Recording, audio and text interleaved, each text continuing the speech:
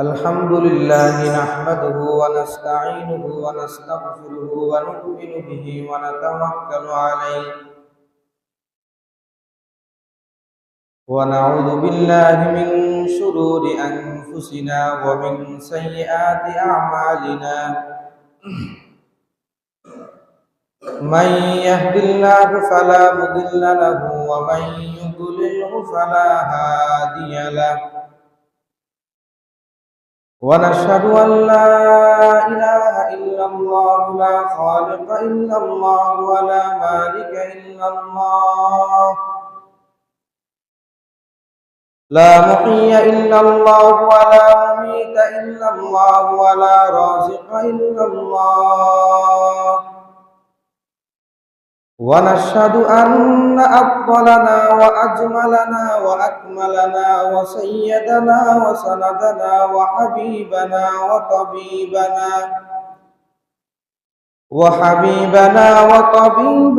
ومولانا وأولانا محمدا عبده ورسوله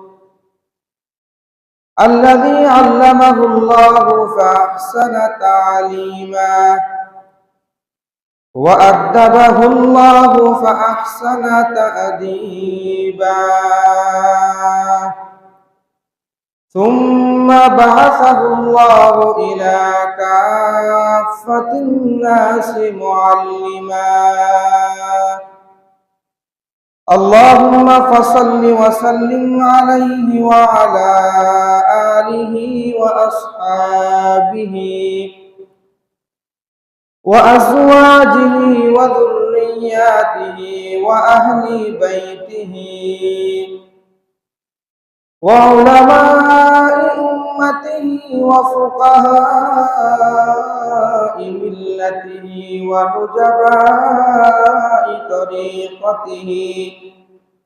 ونجباء طريقته أجمعين أما بعد فأعوذ بالله من الشيطان الرجيم بسم الله الرحمن الرحيم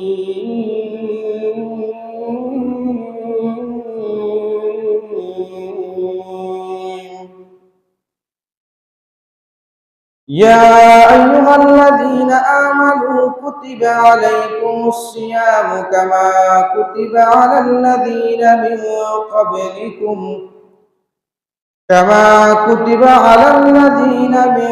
قبلكم لعلكم تتقون وقال تعالى في مقام آخر يا أيها الذين آمنوا اتقوا الله وقولوا قولا سديدا وقال رسول الله صلى الله عليه وسلم اتق الله حيثما كنت وأتبع السيئة الحسنة تمحها وخالق الناس بخلق حسن أو كما قال النبي عليه الصلاة والسلام صدق الله مولانا العظيم وصدق رسوله النبي الأمي الكريم ونحن على ذلك لمن الشاهدين والشاكرين والذاكرين ربنا تقبل منا إنك أنت السميع العليم سبحانك لا علم لنا إلا ما علمتنا إنك أنت العليم الحكيم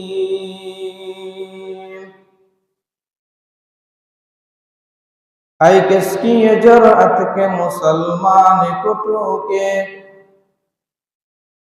है किसकी ये जरूरत के मुसलमान को टोके हुर्रियत अफ़कार के नेमत खुदा दाद। कुरान को बाजी चाहे तावील बनाकर, चाहे तो खुद का ताज़ा शरीयत कर ईजाद। मुस्लिम को जो है हिंद में सजदे की इजाजत, नादान समझता है कि इस्लाम है आजाद। नादान के इस्लाम है आलाम है आजाद। है ममलिकत हिंद में अकताफ तमाशा, इस्लाम है महबूस मुसलमान है आजाद। अल्हम्दुलिल्लाह, महान अल्लाह पाक रब्बुल आलमीनेर অপরিসীম দয়ার ইহসান। আল্লাহ পাক রব্বুল আলামিন আমাদেরকে অত্যন্ত দয়া করে, মায়া করে, মেহেরবানি করে, ভালোবেসে আল্লাহ তাআলার বিধান জুমার নামাজ আদায় করার উদ্দেশ্যে কিছু কথাবার্তা বলার এবং শোনার জন্য তৌফিক দান করেছেন। এই জন্য আমরা সকলেই দিল থেকে মহান রব্বুল আলামিনের দরবারে কালিমাতুশ শুকরিয়া আদায় করি, আলহামদুলিল্লাহ। আল্লাহ পাক রব্বুল আলামিন পবিত্র কোরআনের সূরা বাকারার একটি আয়াত তেলাওয়াত করলাম, যেটি আল্লাহ পাক রব্বুল আলামিন আমাদেরকে বলেছেন, ইয়া আইয়ুহাল্লাযীনা আমানু, হে ঈমানদারগণ, কুতিবা আলাইকুমুস সিয়াম, তোমাদের উপর সিয়ামকে ফরজ করা হয়েছে। সিয়াম মানে রোজা। রোজা এটা ফারসি শব্দ, সিয়াম আরবি শব্দ। এই সিয়াম অর্থ হলো বিরত থাকা, দুনিয়াবি সমস্ত কাজকর্ম থেকে, খানা ফানাহার, স্ত্রী সহবাস সবগুলা থেকে বিরত থাকা, এটাকে বলা হয় সিয়াম। তো এই রমজান মাস, সিয়ামের মাস সামনে আসতেছে, একবারে নিকটবর্তী, এক দুই দিন রমজান আমাদের সন্নিকটে আসতেছে। গত সপ্তাহে আমি রমজান উপলক্ষে প্রস্তুতিমূলক 1 নম্বর বয়ান আলোচনা করলাম, যেখানের মধ্যে ভূমিকা স্বরূপ কয়েকটা কথা বললাম, যে শাবান মাসের গুরুত্ব বললাম, কারণ শাবান মাসটা অনেকে গুরুত্ব দেয় না, এই কারণে শাবান মাসের কথা উল্লেখ করলাম। ঠিক রমজান মাস আসতেছে, এই রমজান মাসের প্রস্তুতি কি? একজন বাড়িতে একজন মেহমান আসবে, প্রস্তুতি লাগে না লাগে? বলেন, লাগে। সর্ব অবস্থা দুনিয়ার সমস্ত কাজকর্মের মধ্যে প্রস্তুতি লাগে। এত মহিমান্বিত মাস, 12 মাসের মধ্যে সর্বোত্তম গুনাহ মাফের মাস, মাগফিরাতের মাস, রহমতের মাস, আমাদের প্রস্তুতি কি? ভূমিকা স্বরূপ একটা হাদিস বললাম, হাদিসটা আজকে আবার বলতেছি। রহমতুল্লাহ আলাইহি তার একটি হাদিস গ্রন্থ আল আদাবুল মুফরাদ, আল আদাবুল মুফরাদ এই কিতাবের 563 নম্বর হাদিসের মধ্যে বলেন, তিনি উল্লেখ করেছেন, আল্লাহর হাবিব বলেন, আন জাবির ইবনে আব্দুল্লাহ রাদিয়াল্লাহু তাআলা আনহু, জাবির ইবনে আব্দুল্লাহ রাদিয়াল্লাহু তাআলা আনহু থেকে বর্ণিত, আন্নান নবী সাল্লাল্লাহু আলাইহি ওয়াসাল্লাম রাকাল মিম্বার, একদিন নবীজি সাল্লাল্লাহু আলাইহি ওয়াসাল্লাম মিম্বার আরোহণ করতেছেন। ফালাম্মা রাকাত রাজাতাল উলা ফাকালা আমিন, যখন নবীজি সাল্লাল্লাহু আলাইহি ওয়াসাল্লাম প্রথম মিম্বরের প্রথম সিঁড়িতে পা রাখলেন, প্রথম স্তরে, ফাকালা আমিন, তখন তিনি বলছেন আমিন। সুম্মা রাকাস সানিয়া, এরপর যখন তিনি দ্বিতীয় সিঁড়িতে পা রাখলেন, ফাকালা আমিন, তখন বলছেন আমিন। সুম্মা রাকাস সালিসা, এরপর যখন তিনি তৃতীয় সিঁড়িতে পা রাখলেন, তখন বলছেন আমিন। অকালু ইয়া রাসূলুল্লাহ, তখন সাহাবায়ে কেরাম রাদিয়াল্লাহু তাআলা আনহু জিজ্ঞেস করেছেন, ইয়া রাসূলুল্লাহ, ব্যাপার কি? সামি'নাকা তাকুলু সালাসা মাররাতিন আমিন, আমরা শুনেছি আপনি তিনবার আমিন বলছেন, কি কারণ? فقال رسول الله صلى الله عليه وسلم, নবীজি সাল্লাল্লাহু আলাইহি ওয়াসাল্লাম বলেন, لما رأيت الدرجة الأولى جاء جبريل عليه الصلاة والسلام, নবীজি সাল্লাল্লাহু আলাইহি ওয়াসাল্লাম বলেন, যখন আমি মিম্বরের প্রথম সিঁড়িতে পা রাখলাম তখন জিবরাইল আমিন আলাইহিস সালাতু ওয়াস সালাম আমার কাছে আসছেন।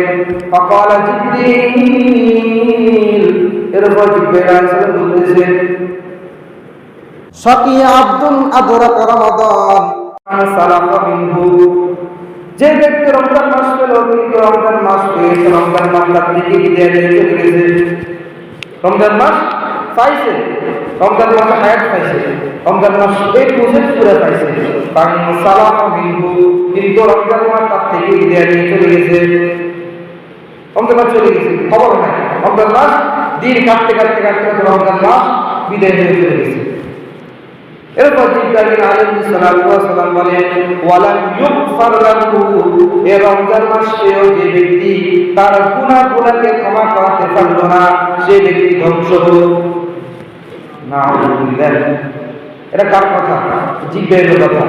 জিবরাইল বর্ণনা করতেছে সমস্ত ফেরেশতাদের মধ্যে যিনি হামিদ, তিনি বর্ণনা করতেছেন, আর আমাদের নবী যিনি সমস্ত নবীদের নবী, সমস্ত আসমান জাহান আসমান পর্বত সব কিছুর নবী, তিনি বলতেছেন না আমি, কিন্তু কবুল হবে না, অবশ্যই কবুল হবে। এরপর জিবরাইল আলাইহিস বলতেছেন, ফাকাল জিবরাইল আলাইহিস সালাতু ওয়াস সালাম, শাকিয়া আব্দুন আদরাকা ওয়ালিদাইহি আও আহাদুহুমা, জিবরাইল আলাইহিস সালাতু ওয়াস সালাম বললেন, যে ব্যক্তি তার পিতা মাতাকে পাইছে অথবা দুজনকে পাইছে, ফালাম ইউদখিলাহুল জান্নাহ, কিন্তু তারা তাকে জান্নাত প্রবেশ করাতে পারল না, এই ব্যক্তি ধ্বংস হলো। তারা তাকে জান্নাত প্রবেশ করানোর অর্থ হলো যে তাদের থেকে দোয়া নিয়ে, তাদের খেদমত করে, তাদের কাছ থেকে জান্নাত অর্জন করা, উদ্দেশ্য এটা। ফালাম ইউদখিলাহুল জান্নাহ, তারা তাকে জান্নাত প্রবেশ করাতে পারল না, ওই ধ্বংস হলো। ফাকুলতু আমিন, আল্লাহ হাবিব বলেন, আমি বললাম আমিন। এরপর অর্থ হয়ে গেছে, প্রত্যেকটি দুইটা গেছে। এরপর ইব্রাহিম আলাইহিস সালাতু ওয়াস সালাম বললেন, শাকিয়া আব্দুন যুকিরতা ইনদাহু ওয়া লাম ইউসাল্লি আলাইকা, যে ব্যক্তির সামনে আপনার নাম উচ্চারণ করা হয়, যে ব্যক্তির সামনে কি আপনার নাম উচ্চারণ করা হয় কিন্তু সঙ্গে সঙ্গে ওয়া লাম ইউসাল্লি আলাইকা, আপনার প্রতি দুরূদ প্রেরণ করে নাই, সেই ব্যক্তি ধ্বংস হলো। ফাকুলতু আমিন, তখন আমি বললাম আমিন। প্রথম কথা হলো, যে ব্যক্তি রমজান মাস পেল, রমজান মাস তার থেকে চলে গেছে কিন্তু তার গুনাহগুলোকে ক্ষমা করতে পারলো না, সেই ব্যক্তি ধ্বংস। আমার মূল উদ্দেশ্য হলো বাকি দুইটা প্রাসঙ্গিক বললাম, এটা কিন্তু গুরুত্বপূর্ণ। 2 নম্বর বিষয় হলো, যে ব্যক্তি পিতা মাতা উভয়জনকে পাইছে অথবা পিতা অথবা যে কোনো দুজন একজনকে পাইছে কিন্তু তার তাকে জান্নাত প্রবেশ করাতে পারলো না, ওই ব্যক্তি ধ্বংস হলো। 3 নম্বর, যে ব্যক্তির সামনে আল্লাহ হাবিবের নাম উচ্চারণ করা হয়, সেই ব্যক্তি যদি আল্লাহ হাবিবের উপর দরুদ না করে, ওই ব্যক্তি ধ্বংস হলো। এটা এখন আমি আল্লাহ হাবিবের নাম বলছি, এই জন্য সর্বাবস্থা নবী সাল্লাল্লাহু আলাইহি ওয়াসাল্লামের নাম শোনার সাথে সাথে সাল্লাল্লাহু আলাইহি ওয়াসাল্লাম পড়া, প্রথমবার পড়া এক বৈঠকে ওয়াজিব, পরবর্তীতে মুস্তাহাব। আর যে ব্যক্তি এক ব্যাপার পাপ করবে, আল্লাহ তাআলা তার উপর 10 বছর প্রতিদান করবে। এটা হাদিসে মধ্যে রাসূলুল্লাহ দিয়েছেন, মান সাল্লা আলাইয়া ওয়াহিদাতান সাল্লাল্লাহু আলাইহি আশারা। তাই এটা গত সপ্তাহ আলোচনা, এখন আবার বললাম জিজ্ঞেস করি। এরপরে যে বিষয় প্রস্তুতি নম্বর 1 নম্বর প্রস্তুতি হচ্ছে তাকওয়া অবলম্বন করা। কি করা? রমজানের প্রস্তুতির মধ্যে সর্বপ্রথম যে প্রস্তুতি সেটা হচ্ছে কি করা বলেন? তাকওয়া অবলম্বন করা, মুত্তাকি অবলম্বন করা, পরহেজগার হওয়া, ইবাদতের বন্দেগী বেশি বেশি করা। প্রথম শিরোনাম হলো এটা। প্রথম সর্বপ্রথম কি প্রস্তুতি অবলম্বন এটা, যা তাকওয়া অবলম্বন করা। তাকওয়া শাব্দিক অর্থ হলো যে আল্লাহর ভয়, আল্লাহ ভীতি, গুনাহ থেকে বাঁচা ইত্যাদি। এরকম যেগুলো আছে কি গুনাহ থেকে বাঁচা, পরহেজগার হওয়া, মুত্তাকি হওয়া, পরহেজগার হওয়া, এগুলা থেকে বাঁচা, তারপরে গুনাহ থেকে বাঁচা, আল্লাহর ইবাদতবন্দি করা, এটা তাকওয়া শব্দের অর্থ। পরিভাষায় তাকওয়া বলা হয় আল্লাহর ভয়ে যাবতীয় সমস্ত নিষিদ্ধ বিষয়গুলোকে এড়িয়ে চলা এবং আল্লাহ সন্তুষ্টির জন্য আল্লাহ তাআলার আদেশগুলোকে মানা, এটি হচ্ছে তাকওয়ার পারিভাষিক অর্থ। আর যে ব্যক্তি এরকম এভাবে চলতে পারবে, আল্লাহর আদেশগুলোকে মানতে পারবে, নিষিদ্ধগুলো থেকে এড়িয়ে চলবে, ওই ব্যক্তি পরহেজগার মুত্তাকি। আরো কতবার তাকওয়া বলা হয় আত-তাকওয়া হুয়া মালাকাতুন ফিল কলবি, তাকওয়া অন্তরের একটা শক্তি। তাকওয়া কি? ঈমানদারদের জন্য তাকওয়া অন্তরের একটা শক্তি। এই শক্তি দিয়ে ঈমানদাররা শয়তানের মোকাবেলা করতে পারে। এই জন্য আমাদের কি দরকার? তাকওয়া নামক শক্তি দরকার। আবু হুরায়রা রাদিয়াল্লাহু তাআলা আনহু জিজ্ঞেস করা হয়েছে যে তাকওয়া কাকে বলে? তখন আবু হুরায়রা রাদিয়াল্লাহু তাআলা বলতেছে তাকওয়া হলো তুমি। তখন আবু হুরায়রা রাদিয়াল্লাহু তাআলা ওই ব্যক্তিকে আর প্রশ্ন করছেন, যে ব্যক্তি জিজ্ঞেস করেছেন তাকওয়া কাকে বলে, ওই ব্যক্তিকে আবার জিজ্ঞেস করছেন যে তুমি বলো, তুমি যদি কোনো কাঁটা বনে, কাঁটা বন বুঝুন তো, এটা যে বনের মধ্যে কাঁটা যুক্ত ফতে ফতে এই কাঁটা, ওই সমস্ত বনের মধ্যে তুমি কিভাবে হাঁটবা? আচ্ছা বলুন তো, একটা বাগানের মধ্যে আপনার যাইতেছে, যাওয়ার পরে রাস্তার দুপাশে কাঁটা, নিচেও কাঁটা, উপরেও কাঁটা, আপনি কিভাবে হাঁটবেন? তখন ওই ব্যক্তি ফস্তকার ব্যক্তিকে জিজ্ঞেস করার পর ফস্তকার ব্যক্তি বলতেছে হুজুর, আমি অত্যন্ত সতর্কতা অবলম্বন করব যাতে করে আমার গায়ের মধ্যে কাঁটা না গেঁথে যায়। তখন আবু হুরায়রা বলেছেন এই তো তোমার কথা ঠিক, দুনিয়া এটাও একটা কাঁটাযুক্ত, দুনিয়াটা কাঁটা মানে দুনিয়ার বদ আমল, দুনিয়া কি খারাপ বেশি? আরে দুনিয়া ভালো বেশি না খারাপ বেশি? খারাপ বেশি। আপনি যেখানে যাবে খারাপ করবো সংখ্যা বেশি নেবে। এই জন্য যেখানে যাবে সেখানে খারাপ তুমি তোমার সামনে আসবে, কিন্তু তুমি এটাকে এড়িয়ে তুমি সতর্কতা অবলম্বন করে ভালো দিকগুলো গ্রহণ করতে হবে। এক নম্বর তাকওয়া দলিল, এক নম্বর হচ্ছে তাকওয়া সম্পর্কে কোরআন হাদিসের নির্দেশ। এক নম্বর আল্লাহ তাআলা সূরা বাকারা সূরা আলে ইমরান 102 নম্বর আয়াতের মধ্যে বলেন ইয়া আইয়ুহাল্লাযীনা আমানুত্তাকুল্লাহা হাক্কা তুকাতিহি ওয়া লা তামুতুন্না ইল্লা ওয়া আনতুম মুসলিমুন। হে ঈমানদারগণ, আল্লাহকে ভয় করো, হাক্কা তুকাতিহি, ভয় করার মতন ভয় করো। ভয় করার মতন কি করো? ভয় করো। যে ভয় করলে আল্লাহ তোমাকে মাফ করবে, যে ভয় করলে আল্লাহ তাআলা তোমার সমস্ত পেশাব দূর করে দিবে, তোমাকে আল্লাহ তাআলা মুত্তাকি হিসেবে আল্লাহ তাআলা তোমাকে গ্রহণ করবে, এরকম ভয় করো। ওয়ালা তামুতুন্না ইল্লা ওয়া আনতুম মুসলিমুন, মুসলমান হওয়া যদি তোমরা একবারও কি করিও না, ইন্তেকাল করিও না। এই আয়াতের একটা হাক্কা তুকাতিহি মানে কি? যে ভয় করার মতো ভয় করো। কিরকম ভয় করো? এই প্রসঙ্গে ইমাম ইবনে হাকিম রাহমাতুল্লাহি আলাইহি একটা মারফু হাদিস বর্ণনা করেছেন আব্দুল্লাহ ইবনে মাসউদ রাদিয়াল্লাহু তাআলা থেকে। তিনি বলেন আইয়ুল্লাহ ফালা ইউসা, এমন ভাবে আল্লাহর অনুগত করা যাতে করে কোনো সময় তার নাফরমানি না হয়।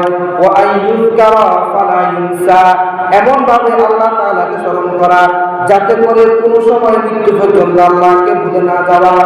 3 নম্বর ওয়া আইয়ুশকারা ফালা ইউকফার, এমন ভাবে আল্লাহ তাআলা শুকরিয়া আদায় করো যাতে করে কোনো সময় আল্লাহ তাআলা নাশুকরিয়া করতে না হয়। বলছেন যে এমন ভাবে তাকওয়া অবলম্বন করো যাতে করে অনুগত্য করো, জিকির করো, আল্লাহ শুকরিয়া আদায় করো যাতে কোনো সময় আল্লাহর অনুগত্যহীন হতে না হয়, নাশুকরিয়া করতে না হয়, আল্লাহ তাআলাকে না ভুলতে হয়, এরকম ভাবে অনুগত্য করো। তখন সাহাবায়ে কেরাম রাদিয়াল্লাহু তাআলা চিন্তা করেছেন যে এরকম ভয় করা আমাদের কি কারো শক্তি আছে? তখন সাহাবায়ে কেরাম আল্লাহর প্রতি জিজ্ঞেস করলেন ইয়া রাসূলুল্লাহ, আমাদের মধ্যে কে পারবে এরকম কি করা? তাকওয়া অবলম্বন কে পারবে? সঙ্গে সঙ্গে আল্লাহ তাআলা আরেকটা আয়াত বলে দিয়েছেন। আয়াতটি সূরা তাকওয়া বলে 16 নম্বর আয়াত। আল্লাহ তাআলা বলেন ফাত্তাকুল্লাহ ফাত্তাকুল্লাহ মাস্তাতাতুম, আল্লাহকে ভয় করো যথাসাধ্য। আল্লাহকে ভয় করো কি যথাসাধ্য, যতটুকু সম্ভব আল্লাহকে ভয় করো। যদি বান্দা আল্লাহকে ভয় করে সাধ্য অনুযায়ী, আল্লাহ তাআলা মেহেরবান হয়ে ধরে নেবেন যে বান্দা তাকওয়া অবলম্বন করেছে। এরপর 2 নম্বর আয়াতের মধ্যে আল্লাহ তাআলা বলেন, 2 নম্বর দলিল সূরা আল্লাহ তাআলা সূরাতুল আহজাব 17 নম্বর আয়াতের মধ্যে বলেন, ইয়া আইয়ুহাল্লাযীনা আমানু তাকুল্লাহা ওয়া কুলু কাওলান সাদীদা। হে ঈমানদারগণ, তোমরা আল্লাহকে ভয় করো এবং সদা সর্বদা সত্য কথা বলো। কথা বলো কি বলো? সত্য কথা বলো। এই সত্য কথা কিরকম, এই প্রসঙ্গে আরো কয়েকটা দলিল আপনাদেরকে দিই, তখন বুঝে আসবে সত্যর মতো। 1 নম্বর, যে সত্য কথা সম্পর্কে শুধু এটা আমার এটা ওটার বাহিরে, এটা প্রসঙ্গের একটা বিষয়, যে সত্য কথার প্রসঙ্গে, সত্য কথা প্রসঙ্গে 1 নম্বর সূরাতুত তাওবা 119 নম্বর আয়াতের মধ্যে আল্লাহ বলেন, ইয়া আইয়ুহাল্লাযীনা আমানু তাকুল্লাহা ওয়া কুনু মা'আস সাদিকিন। হে ঈমানদারগণ, তোমরা সত্যবাদীর সঙ্গে স্পর্শ করো, সত্যবাদীর সঙ্গে থাকো, সত্যবাদীকে তোমরা বন্ধু বানাও। এর বাইরে তোমরা কাউকে তোমাদের সঙ্গী বানাবে না, তাহলে সে তোমাদেরকে জাহান্নামে নিয়ে যাবে। ইয়ার মোহাম্মদ তরবুয়াদ আসমানে বাবে হকে জাতে ফাকে আল্লাহুস সামাদ। আল্লাহকে আরো বলেন যে সত্যবাদী বন্ধু, সত্যবাদীর সঙ্গী, যে কাছে ঈমান, নেকি, মুত্তাকি, তুমি তার সংস্পর্শ গ্রহণ করো, তাহলে দেখবা তার কিছু আসর তোমার মধ্যে আসবে, তার মাধ্যমে তুমি মুত্তাকি হয়ে যাবে। সুবহানাল্লাহ। এই প্রসঙ্গে ইমাম গাযযালী রাহমাতুল্লাহ আলাইহি একটা সুন্দর উপমা দিয়েছেন। উপমাটা হলো যে আতর বিক্রেতা এবং কামারের দোকানের সাথে, যে আপনি যখন আতর দোকানে যাবেন, যাওয়ার পরে আতর দেখবেন, কোনটা কিনবেন, নাকের মধ্যে গ্রামটা নিবেন, তখন আপনার মধ্যে আতরটা না কিনলেও কিন্তু গ্রাম নিয়ে নাইতে আসতে পারবে। আর যদি আপনি কামার দোকানে যান, যদি কিছু নাও ক্রয় করেন, কিন্তু সেখান থেকে কি নিয়ে আসবেন? বন্ধ নিয়ে আসবেন, ধোয়া নিয়ে আসবেন। ঠিক যদি সংস্পর্শ, সত্যবাদীর সংস্পর্শ হয়, তাহলে দেখবেন তার সে সত্যতার কারণে, তার সে মুত্তাকির কারণে, তাকওয়ার কারণে আপনার ভিতরে তাকওয়া অবলম্বন হয়ে যাবে অটোমেটিক। এরপরে আরেকটা দলিল আল্লাহ তাআলা বলেন, ওয়াস-সাদিকিনা ওয়াস-সাদিকাতি, সত্যবাদী পুরুষ, সত্যবাদী নারী, এদের জন্য রয়েছে আল্লাহ তাআলার বিরাট ক্ষমা এবং মহা পুরস্কার। এরপর আল্লাহ তাআলা বলেন, ফালাউ সাদাকুল্লাহা লাকানা খায়রাল লাহুম, যদি আল্লাহ তাআলার সাথে তারা সত্যবাদ অবলম্বন করত, দেখো কাফেরদেরকে, যদি তারা আল্লাহ তাআলার সত্যতা অবলম্বন করত, লাকানা খায়রাল লাহুম, তাহলে এটা তাদের জন্য উত্তম হতো, কল্যাণজনক হতো। এগুলো 3টা আয়াত কোরআন দলিল। এরপর হাদিস থেকে একটা দলিল, রিয়াদুস সালিহিনের 54 নম্বর হাদিস, আল্লাহর হাবিব বলেন, عن عبد الله بن مسعود رضي الله تعالى عنه قال قال رسول الله صلى الله عليه وسلم إن الصدق يهدي إلى البر وإن البر يهدي إلى الجنة। আল্লাহ হাবিব সাল্লাল্লাহু আলাইহি ওয়াসাল্লাম বলেন, ইন্নাস সিদকা ইয়াহদি ইলাল বিররি, নিশ্চয় সত্য মানুষকে পুণ্যের দিকে নিয়ে যায়, নেকের দিকে নিয়ে যায়, ভালোর দিকে নিয়ে যায়। ওয়া ইন্নাল বিররা ইয়াহদি ইলাল জান্নাহ, আর ভালো মানুষকে জান্নাতের দিকে নিয়ে যায়। সুবহানাল্লাহ। ওয়া ইন্নাল রাজুলা লা ইয়াসদুকু, একজন মানুষ সত্য কথা বলতে থাকে, এমনকি হাত্তা ইয়াকতুবা ইনদাল্লাহি সিদ্দিকা, এমনকি আল্লাহ তাআলার দরবারে তার নাম সিদ্দিক হয়ে যায়। সুবহানাল্লাহ। সত্য কথা বলতে বলতে যে ব্যক্তি সর্বসত্য কথা বলে, ব্যবসা বাণিজ্য সত্য কথা বলে, সর্ব অবস্থায় গোপনে হোক, বাইরে হোক, প্রকাশ্য হোক, পরিবারে হোক, সমাজ হোক, সর্ব অবস্থায় যে ব্যক্তি সত্য কথা বলবে, এমনকি হাত্তা ইয়াকতুবা ইনদাল্লাহি সিদ্দিকা, আল্লাহ তাআলার দরবারে সে ব্যক্তি সিদ্দিক নামে আখ্যায়িত হয়ে যাবে। ওয়া ইন্নাল কিযবা লা ইয়াহদি ইলাল ফুজুরি, আর মিথ্যা মানুষকে পাপিষ্ঠের দিকে দাবিতে করে, পাপিষ্ঠ পথ দেখায়। ওয়া ইন্নাল ফুজুরা ইয়াহদি ইলান নার, আর পাপিষ্ঠ মানুষকে জাহান্নামে নিয়ে যায়। ওয়া ইন্নাল রাজুলা লা ইয়াকযিবু হাত্তা ইয়াকতুবা ইনদাল্লাহি কাযযাবা, এমন কি যে ব্যক্তি মিথ্যা কথা বলতে থাকবে, সর্ব অবস্থায় মিথ্যা কথা বলবে, খাইতে মিথ্যা, কিন্তু চলতে মিথ্যা, ব্যবসা করতে মিথ্যা, কথাবার্তা বলতে মিথ্যা, সর্ব অবস্থা যদি মিথ্যা কথা বলবে, তাহলে হাত্তা ইয়াকতুবাল্লাহি কিযাবা, তাহলে আল্লাহর দরবারে সেই ব্যক্তি মিথ্যাবাদী হয়ে যাবে। নাউযুবিল্লাহ। তাহলে কি বুঝলাম?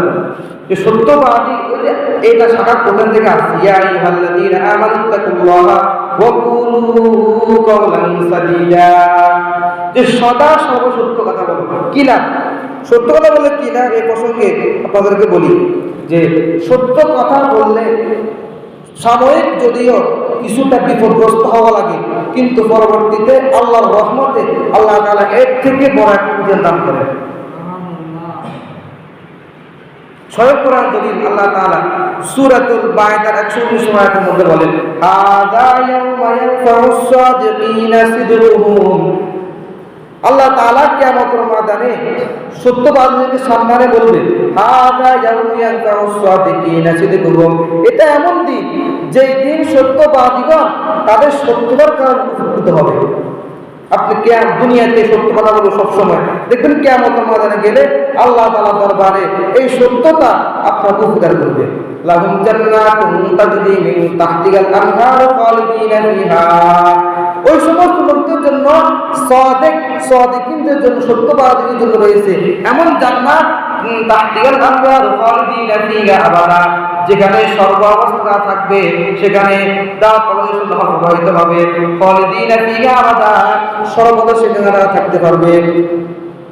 যালিকাল ফাওজুল আযীম রাদিয়াল্লাহু আনহু ওয়া রাদু আনহু। এতে করে আল্লাহ তাদের উপর সন্তুষ্ট, তারাও আল্লাহর সন্তুষ্ট।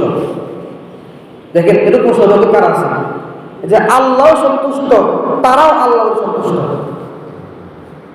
আল্লাহ তাআলা আমাদের কবুল করুন। যালিকাল ফাওজুল আযীম। এরপর আল্লাহ বলতেছেন যালিকাল ফাওজুল আযীম, এটাই সবচেয়ে বড় সফলতা। দুনিয়াতে আপনি বড় ধন সম্পদশালী, লক্ষ লক্ষ কোটি কোটি টাকার মালিক, আপনার ধন সম্পদের কোনো অভাব নাই, বাড়ি গাড়ি অঢেল সম্পদের অধিকারী, কিন্তু তাকওয়া নাই, আপনার ভিতরে ঈমান নাই, আল্লাহর ভয় নাই, মুত্তাকি নাই, রাসূলের সুন্নাত নাই, সাহাবায়ে কেরামের সুন্নাত নাই, উলামায়ে কেরামের আদর্শ নাই, তাহলে এই অঢেল ধন সম্পদের অধিকারীর কোনো লাভ নাই। কিয়ামতের ময়দানে আল্লাহ তাআলা বলবে এই সফলতা সফলতা নয়। দুনিয়াতে যত বড় বিল্ডিং, জায়গা জমি, বহু রকমের অনেক সাজ সরঞ্জাম হয়ে আপনি থাকবেন, সফলতা নয়। আপনি খোঁজ করে দেখেন যে সমস্ত মানুষ ধন সম্পদ অধিক বেশি, এরা কিন্তু অনেক পেশাদার সময় থাকে, কিন্তু একজন গরিব মানুষ মুত্তাকি মানুষ সুন্দর চলতে পারে, সুন্দর মতো, কোনো সমস্যা হয় না। হ্যাঁ, সম্পদ দরকার আছে, কিন্তু তাকওয়ার পাশাপাশি সম্পদ দরকার। আল্লাহ রাব্বুল আলামিন আল্লাহ রাদিয়াল্লাহু আনহু সন্তান করেছেন, ওসমানকে দান করেছেন, আবার পাশাপাশি আবু জাহেলকে দান করেছেন। তো সবাই দুটোটাকে সমান বলেন? আবু জাহেলের ধন সম্পদ আবু বকরের সম্পদ সমান? সমান না। এই হিসাব করে ধন সম্পদ কামাই করতে হবে। এরপর 3 নম্বর দলিল আল্লাহ তাআলা সূরাতুল হাসরের 11 নম্বর আয়াতের মধ্যে বলেন, ইয়া আইয়ুহাল্লাযীনা আমানুত্তাকুল্লাহ, হে ঈমানদারগণ তোমরা আল্লাহকে ভয় করো, ওয়াল তানজুর নাফসুম মা কদ্দামাত লিগাদ, আগামী কালের জন্য তুমি কি প্রস্তুতি রেখেছো সেটা লক্ষ্য করো। কি করো? লক্ষ্য করো। আপনি আজকে চিন্তা করতেছেন ভবিষ্যতে কিভাবে চলবে, সামনে কিভাবে চলবে, আগামীকাল কিভাবে চলবে, কিভাবে খাবো, আজকে বলা খাবার নাই, আগামীকাল কিভাবে খাবো। কিন্তু 1 সেকেন্ডের গ্যারান্টি নেই যে ওই মৃত্যুর পরে কবরে কি অবস্থা হবে, চিন্তা করছেন? আল্লাহ তাআলা বলে তোমরা আগামীকাল চিন্তা করো। প্রত্যেক ব্যক্তির জন্য উচিত সে চিন্তা করা, সে আগামীকাল কি প্রস্তুত রাখছে। ওয়াত্তাকুল্লাহ, আল্লাহকে ভয় করো। দ্বিতীয় বলছে আল্লাহ তাআলা ওয়াত্তাকুল্লাহ, আল্লাহকে ভয় করো। দ্বিতীয় কথাটা বলতে একের মধ্যে কিভাবে গুরুত্ব দিয়েছেন। দুনিয়াতে আপনি চিন্তা করবেন কালকে কি করবেন, আগামীকাল পরশু, এরকম চিন্তা করতে করতে বহু চিন্তা করতেছেন যে আমি এরকম হবো, ওরকম হবো, সম্পদ কামাইবো। কিন্তু 1 সেকেন্ড পর আপনার মৃত্যু আসবে, 2 সেকেন্ড পর আপনার মৃত্যু আসবে, 1 দিন পর মৃত্যু চলে আসবে। ওই মৃত্যুর পরে কবরের মধ্যে কি অবস্থা হবে ওটার কোনো খবর নাই। আল্লাহ তাআলা আমার সবাইকে হেফাজত করুন।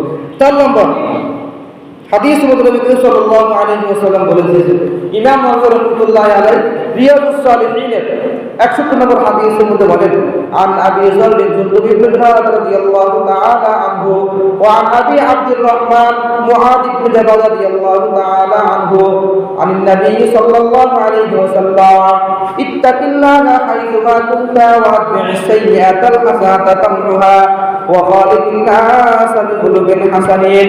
আল্লাহকে ভয় করো, ইত্তাকিল্লাহ, আল্লাহকে ভয় করো, হাইথুমা, যেখানে থাকো, যেখানে থাকো আল্লাহকে ভয় করো। কিন্তু এখন বর্তমান অবস্থায় শুধুমাত্র মসজিদে আল্লাহকে ভয় করে, তুই মসজিদে আল্লাহকে ভয় করো। হ্যাঁ, আল্লাহ মসজিদে শুধু নামাজ পড়তেছে সুন্দর মতো, পাশাপাশি রিজিক আপনার উপার্জন হালাল কিনা, সুদ ঘুষের কোনো সম্পর্ক আছে কিনা, ওগুলো কোনো বুদ্ধি নেই। আল্লাহ ভয় না।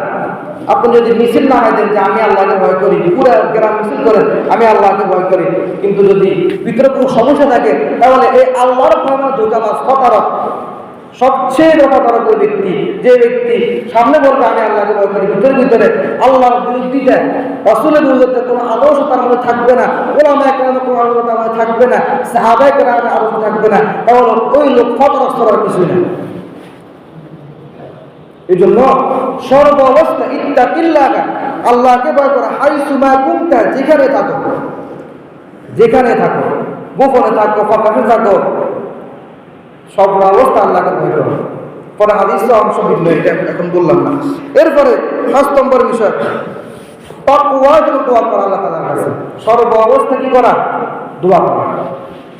দোয়ার বরকত এটা আল্লাহ তাআলা, এটা দুনিয়াতে আল্লাহ না দিলেও আখিরাতে আপনি এই দোয়া বরকতে আল্লাহ আপনাকে ক্ষমা করে দিবেন। সুবহানাল্লাহ। এজন্য দোয়া করা। যেমন হাদিস মধ্যে নবী সাল্লাল্লাহু আলাইহি ওয়াসাল্লাম বলেন, আনা আব্দুল্লাহ ইবনে মাসউদ রাদিয়াল্লাহু তাআলা আনহু قال قال رسول الله صلى الله عليه وسلم اللهم كان يقول اللهم اني اسالك الهدى والتقى والعفاف والغنى। আব্দুল্লাহ ইবনে মাসউদ রাদিয়াল্লাহু আনহু বলতেছেন, নবী করিম সাল্লাল্লাহু আলাইহি সাল্লাম সর্ব অবস্থায় সবসময় দোয়া করতেন, আল্লাহুম্মা ইন্নী আসআলুকাল হুদা, হে আল্লাহ আমি আপনার কাছে হেদায়েত চাইতেছি। হেদায়েত কি চাইতেছি? হেদায়েত চাইতেছি।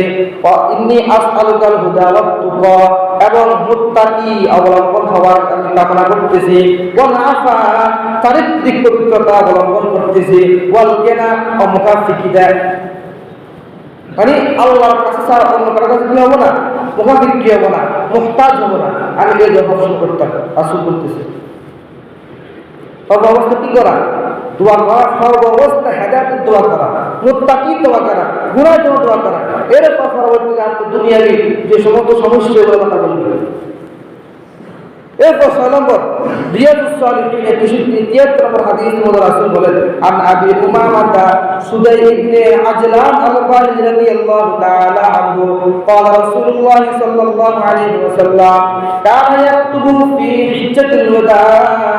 আল্লাহর হাবিব সাল্লাল্লাহু আলাইহি ওয়াসাল্লাম বিদায় হজের ভাষণে বলতেছেন, ফাকালা ইত্তাকুল্লাহ, আল্লাহর হাবিব বলতেছেন ইত্তাকুল্লাহ, আল্লাহকে ভয় করো, ফাসাল্লু খামসাকুম, 5 ওয়াক্ত নামাজ আদায় করো, ওয়াসুমু শাহরাকুম, রমজান মাস রোজা রাখো, ওয়া আদু যাকাতা আমওয়ালিকুম, তোমাদের সম্পদ যাকাত আদায় করো, ওয়া আতিউ উমারাআকুম, এবং তোমরা তোমাদের শাসকদের আদেশ অনুগত করো।